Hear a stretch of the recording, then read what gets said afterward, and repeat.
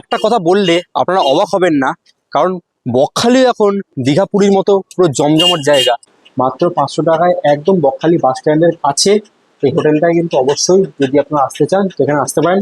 বকখালি আসবো আর যদি মাছ না খাই তাহলে কি চলে? দেখুন চলে এসেছি বকখালি সমুদ্রের ধারে, একদম মাছের আড়তের কাছে।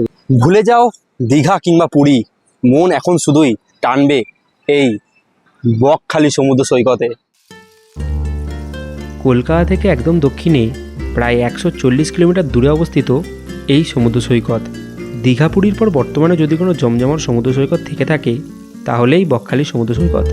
বর্তমানে ভ্রমণপ্রেমী মানুষের দুদিনের ছুটি কাটানোর এক পারফেক্ট ডেস্টিনেশন হয়ে উঠেছে এই বকখালি সমুদ্র সৈকত।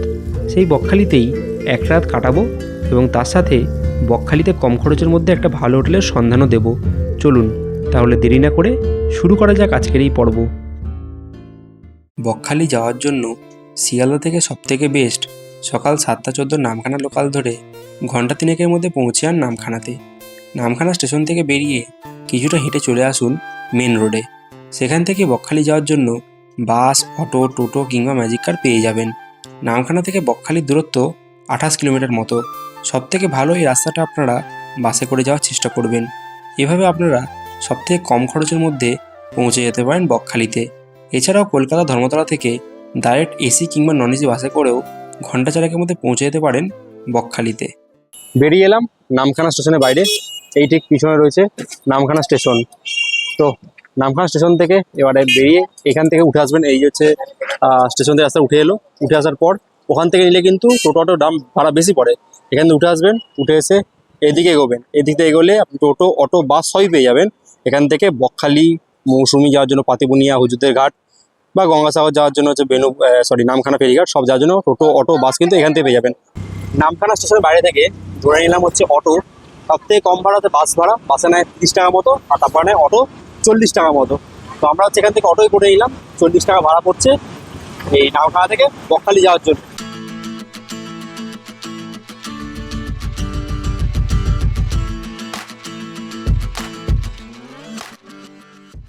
ঘড়ির কাটায় সময় আপডেট সন্ধ্যে 6:07, প্রায় 35 মিনিটের মধ্যে পৌঁছে গেলাম। এই হচ্ছে বকখালি জমজমাট বকখালি বাস স্ট্যান্ড। একটা কথা বললে আপনারা অবাক হবেন না, কারণ বকখালি এখন দীঘা পুরীর মতো পুরো জমজমাট জায়গা। আগে কিন্তু বকখালি যখন এসেছিলাম লাস্টবার পুরো এখানে মাছি মারতো, আর এখন বকখালিতে এসে দীঘা পুরীর মতো জমজমাট ভাবটা কিন্তু এখন বকখালিতে রয়েছে। বকখালিতে যে জায়গাটা আমার নামালো সেখান থেকে চলে এলাম ঠিক উল্টো দিকের রাস্তাটা আমি দেখাচ্ছি। সেই রাস্তা থেকে কিছুটা এগিয়ে আসবেন, কিছুটা এগিয়ে আসার পরে দেখতে পাবেন এই রয়েছে হোটেল নেস্ট, যেখানে আমরা এবারে থাকবো। চলুন হোটেলের আপনাদের সাথে শেয়ার করছি, রিকোয়েস্ট করছি। এই হচ্ছে হোটেল নেস্ট, 4 তলা বিশিষ্ট হোটেল নেস্ট। চলুন প্রবেশ করা যাক। ঠিক এই ব্যালকনি ঢোকার পরে এই হচ্ছে আমাদের রুম দিয়েছে হোটেল নেস্টে বকখালি। এই রুমটা দেওয়া হয়েছে, রুমটা আপনার দেখিয়ে দিই একবার। এই রুমে ঢোকার পর আপনারা দেখতে পাবেন এখানে রয়েছে দুখানা চেয়ার, ছোট একটা টেবিল। এখানে হচ্ছে 3জন দাঁড়ানো হয়ে যায়, প্লাস 4জন কিন্তু হয়ে যাবে। বালিশ রয়েছে, শীতকালীন জন্য কম্বল রয়েছে, আর এখানে রয়েছে ছোট্ট একটা আয়না রয়েছে। এখানে হচ্ছে একটা জানলা রয়েছে, আর এই হচ্ছে bathroom, attach bathroom, western toilet. মোটামুটি বাথরুম ঠিকই আছে, ছোটখাটোর মধ্যে ছিমছাম। এখানে শাওয়ার রয়েছে, আর আর গিজারও কিন্তু শীতকালে প্রোভাইড করা হবে, গিজারের জল। যাই হোক, এই রুমটা বকখালিতে আপনারা এলে ভাড়া পড়বে মাত্র 500 টাকা। মাত্র 500 টাকায় একদম বকখালি বাস স্ট্যান্ডের কাছে এই হোটেলটায় কিন্তু অবশ্যই যদি আপনারা আসতে চান তো এখানে আসতে পারেন। এই ফোন নাম্বার দিয়ে দেবো। তো এই হোটেলে একটা রাত, বেশি না, মানে আমরা তো এই সন্ধ্যে 6টায় ঢুকলাম, কাল সকাল 9টার মধ্যে হোটেল চেক আউট করে দেবো।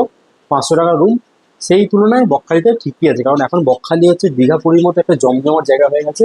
আর দীঘা পুরী যেমন জমজমাট, এখন কিন্তু বকখালি সেরকম জমজমাট জায়গা। তা আগে এতটা বকখালিতে ক্রেজ ছিল না, এখন বর্তমানে যে বকখালিতে ক্রেজটা দেখা যায়। হোটেলে চেক আউট করে খানিকক্ষণ রেস্ট করার পর আবারও ফ্রেশ হয়ে বেরিয়ে পড়লাম এই শীতের রাতে বকখালি সমুদ্র সৈকত ঘুরে দেখার জন্য। কারণ লাস্ট এসেছিলাম প্রায় 1.5 বছর আগে, সেই চিত্র আর এই চিত্র কিন্তু সম্পূর্ণ আলাদা। তখন সেই ভিডিওতে আমি বারবার বলেছিলাম যে বকখালি একদম পুরো নির্জন সমুদ্র সৈকত, কিন্তু এইবারে এসে পুরো আমার ধারণা পাল্টে দিত। বকখালি দীঘা পুরীর মতো, কিন্তু বকখালিরও সেই ভিড় আমরা দেখতে পাচ্ছি। আজ ডিসেম্বরের 29 তারিখ, সেই লেভেলে ভিড় যেমন গঙ্গাসাগরে ভিড় দেখলাম, এই বকখালিতে কিন্তু সেই একই রকমের ভিড় দেখতে পাচ্ছি। বকখালি বাস স্ট্যান্ড থেকে হেঁটে হেঁটে এই মুহূর্তে পৌঁছে গেলাম। এই হচ্ছে বকখালি সোজা দেখা যাচ্ছে সমুদ্র সৈকত। এখান থেকে টোটো নিয়ে কিন্তু আপনারা যেতে পারেন বকখালি বাস স্ট্যান্ড। ভাড়া পড়ছে 10 টাকা করে পার হেড। বাস স্ট্যান্ড থেকে বকখালি সমুদ্র সৈকত বা সমুদ্র সৈকত থেকে বকখালি বাস স্ট্যান্ড আসতে খরচ হচ্ছে 10 টাকা পার হেড। আর এদিকে প্রত্যেকটা সমুদ্র সৈকত যেরকম প্রচুর সামগ্রী দেখা যায় নিজের ঘর সাজানোর জন্য বা নিয়ে যাওয়ার জন্য, সেরকম এখানেও কিন্তু আপনারা সেরকম সামগ্রী দেখতে পাবেন। দেখুন শীতের রাতের জমজমাট বকখালি সমুদ্র সৈকত। যে কোনো বিচ মার্কেটে গেলে দীঘা কিংবা পুরীতে যেরকম আমরা বিচ মার্কেট দৃশ্য দেখতে পারি, ঠিক তেমনই রাতের বিচ মার্কেট জমজমাট বকখালি সি বিচ। ভুলে যাও দীঘা কিংবা পুরী, মন এখন শুধুই টানবে এই বকখালি সমুদ্র সৈকতে। বকখালি আসবো আর যদি মাছ না খাই তাহলে কি চলে? দেখুন চলে এসেছি বকখালি সমুদ্রের ধারে, একদম মাছের আড়তের কাছে। এখানে সব রকম মাছ রয়েছে। এগুলো পকোড়া করে দাও তো মাছগুলো দাদা, বলছি মাছ পকোড়া করে দাও তো একবারে। আচ্ছা দেখুন কত রকমের মাছ এখানে রয়েছে। এখানে চিংড়িও রয়েছে একদম, এখানে পমপ্লেট রয়েছে, পমপ্লেট। দাদা এটা কি মাছ? এটা কি মাছ? এটা 300 টাকা। দেখুন সব কিন্তু একবার রান্না করে এখানে করে দেবে, কোনো অসুবিধা নেই। মাছা কিনে একবারে ওরা রান্না করে কিন্তু আপনাকে দেবে। এই বকখালি সি বিচে ঢোকার পর এই লাইনটায় পুরো রয়েছে কিন্তু মাছের কাউন্টার প্রত্যেকটা। পরপর চলে আছে কিন্তু পরপর সব মাছের কাউন্টার, পরপর সব মাছের দোকান। তো সব রকম মাছের দোকান রয়েছে এখানে। অক্টোপাস, স্কুইড, লোটে, চিংড়ি, কাঁকড়া সবই কিন্তু এখানে রয়েছে। সবই কিন্তু একবারে রান্না করে ফ্রাই করে কিন্তু দেওয়া হবে। এই মাছের দোকান থেকে নিয়ে এলাম হচ্ছে লোটে মাছের পকোড়া। এখানে 5 পিস নিয়েছি, মানে 5 টাকা করে পিস, 10 পিস 50 টাকা। সামনে রয়েছে অন্ধকারাচ্ছন্ন বকখালি সমুদ্র সৈকত, কিছুই দেখার মতো নেই তাই দেখাচ্ছি না। দূরে দেখা যাচ্ছে সমুদ্রের জল, সবাই কিন্তু পাড়ে বসে চেয়ার 10 টাকা করে ভাড়া নিয়ে তাদের সুন্দর মুহূর্ত উপভোগ করছে। তো আমরা এখান থেকে মাছ খেলাম। এদিকে মাছ, এদিকে অনেক খাবারের স্টল রয়েছে। আর এদিক থেকে আমরা ঠিক এইদিকে দেখুন, আগের বার যখন এসেছিলাম তখন কিন্তু এটা তৈরি হচ্ছিল আই লাভ বকখালি লেখাটা। এখন কিন্তু এই লেখাটা পুরোপুরি তৈরি হয়ে গেছে, আলো জ্বালিয়ে দিয়েছে, দেখুন কি সুন্দর লাগছে। তো রাতের বিচ মার্কেটে ঘুরে দেখালাম বকখালিতে এসে। কোনোরকম প্ল্যান ছিল না যে বকখালি আসবো বলে, ভেবেছিলাম গঙ্গাসাগরে থাকবো, আজকে রাতটা কাটাবো, কাল সকালে গঙ্গাসাগরতে বেরোতাম। কিন্তু ভাগ্য ছিল না, কারণ গঙ্গাসাগরে বর্তমানে মেলার জন্য রেট হয়ে গেছে রুমগুলো 1500, 2000, 2500, 3000 করে রুম চাইছে, ভাড়া চাইছে। তো সেই জন্য বাধ্য হয়ে ভাবলাম যে কলকাতা ফিরতে পারবো না, ফিরতে রাত 10টা বা 11টা বেজে যাবে। তো সেই জন্য প্ল্যান করলাম যে এক রাত বকখালিতে কাটাই এবং আপনার সাথে রাতের বিচ মার্কেট এবং বকখালির নতুন কিছু আপডেট আপনার সাথে শেয়ার করি। সেই জন্যই ছুটে এসেছি কিন্তু এই বকখালিতে।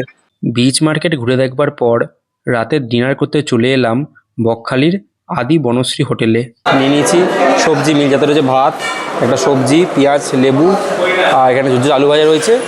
বাঙালি কম্বিনেশন খাবার, আর ডাল দিয়ে গেছে। তাছাড়া আমি নিয়েছি ডবল ডিমের কারি। রাতের খাওয়া দাওয়া সম্পূর্ণ করে হোটেলে ফিরে এসে গভীর ঘুমে পাড়ি দিলাম। পরের দিন সকালে ঘুম থেকে উঠে হোটেলকে চেক আউট করে বেরিয়ে পড়লাম হোমটাউন কলকাতা ফেরার উদ্দেশ্যে।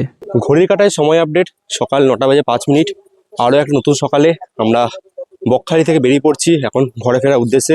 গতকাল গঙ্গাসাগর ঘুরে রাতে চলে এসেছিলাম বকখালি, এবং বকখালিতে এক রাত কাটিয়ে সন্ধ্যেবেলাটা বকখালিতে উপভোগ করে এখন ফিরছি বাড়ি ফেরার উদ্দেশ্যে। যদি আপনারা এসে বকখালিতে সাইট সিন করতে চান তাহলে টোটো তালিকা দেখে নিন, এই ভাড়া সব লেখা আছে ওদের ইউনিয়নের রেট। সেই রেট ধরে আপনারা দেখুন 11/11/24, 11 নভেম্বর 24 থেকে এই রেটটা কিন্তু দেওয়া করা হয়েছে। তো কোনো ডুপ্লিসিটি নেই, এটাই হচ্ছে রেট। এই যে সাইট সিনে দেখালেন এগুলো কি আপনাদের মানে রেট পার্মানেন্ট রেট? কোনো রকম বাড়তি নেওয়া হয় না তো? ঠিক আছে, আপনার নামটা? এসকে ইলিয়াস। আচ্ছা, আপনি এখানে থাকেন বাস স্ট্যান্ডে? আচ্ছা, নাম্বারটা বলুন, ফোন নাম্বারটা। 9735350517। ঠিক নাম আছে। শেখ ইলিয়াস। ঠিক আছে, ধন্যবাদ। যদি আপনারা বকখালিতে এসে সাইট সিন করতে চান সেই রেটটা বলে দিলাম। এখানে কোনো রকম ডুপ্লিসিটি কাজ নেই, পুরো তালিকা দিয়ে দিয়েছে ইউনিয়নের রেট। সেই রেট অনুযায়ী আপনারা বকখালিতে এসে সাইট সিন করতে পারেন। আমার বকখালি সাইট সিনটা করা আছে, আমি এর আগে একটা ভিডিও করেছিলাম, সেই ভিডিওতে কিন্তু বকখালি সাইট সিন করা রয়েছে। আমি আইবারে দিয়ে দেবো, ভিডিও দেখে নেবেন বকখালিতে কী কী সাইট সিন করা যায়। এইদিকে সোজা রয়েছে বকখালি বাস স্ট্যান্ড, মানে এই একটু এগিয়ে পড়ে বকখালি বাস স্ট্যান্ড। এই বাস স্ট্যান্ড থেকে ডান দিকের এই গলির ভিতরেই দুটো হোটেল, এই সামন্ত হোটেল, তারপরে যে হোটেল নেস্ট, সেখানে আমরা ছিলাম। হোটেল আপনারা এইদিকেও পেয়ে যাবেন, বা বকখালির ঠিক এই দিকেও কিন্তু সব হোটেল রয়েছে। ফাইনালি বকখালি বাস স্ট্যান্ডের বাইরে থেকে ধরে নিলাম হচ্ছে অটো নামখানা যাওয়ার জন্য। ভাড়া পড়ছে ওই একই, কালকে 40 টাকা করে ভাড়া দিয়ে এসেছিলাম নামখানা স্টেশন থেকে বকখালি। সেই ভাড়া দিয়ে পৌঁছে যাবো আবারও নামখানা স্টেশন অবধি।